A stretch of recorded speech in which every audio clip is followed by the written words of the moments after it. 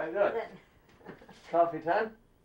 Coffee time it is, honey. From the kitchen window in the house beside the lake, there's a view of a special tree on the other side. Anne calls it Othello. It's about 1,600 years old, and it's been struck by lightning recently, 3 summers ago now. It has this wound all the way down it. And Merve says that because it didn't encircle the tree, it went straight down, it has a good chance to survive.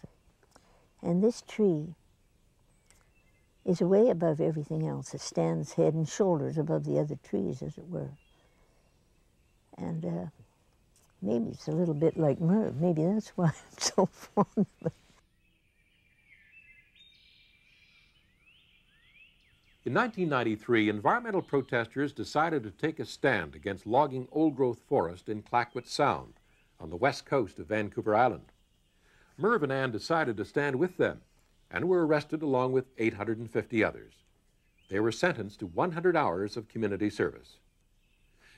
It's not the first time they've fought for something they truly believed in. Merve's been lobbying for years for change in forestry practices, and Anne is a founding member of the Raging Grannies protest group. At a time when fundamental differences in British Columbia's forest practices are being played out, when rhetoric from both sides seems to drown out reasonable discussion and solutions, Merve Wilkinson is standing on firm ground. He's proven that with selective logging at Wildwood. People who believe that merely cutting down a tree is blasphemous can look at Wildwood and realize that harvesting timber is possible while maintaining a healthy ecosystem. In fact, Merve is proud of the fact that he convinced protesters at Clayoquot Sound to change their demand from no logging to no clear-cuts. Loggers whose livelihood is threatened by both public pressure and a diminishing supply of timber listen to Merve and what he says. And more importantly, look at what he's done, and it makes sense to them. Back in 1939, Merve Wilkinson had a cash offer of $1,500 for the timber on his property. A lot of money in those days. He turned it down. He had a vision. Instinctively, he understood the symbiosis between man and nature and the interdependence of all species.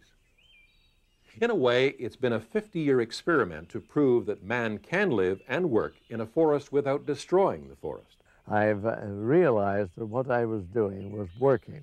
It was being successful. It was leaving a forest that's beautiful to look at. Trees growing very healthy, bird life, animal life, all of it is here. Now, that tells me something. It tells me that what I'm doing is basically good. This forest will carry itself through, and will keep on carrying itself through. There's no question about it.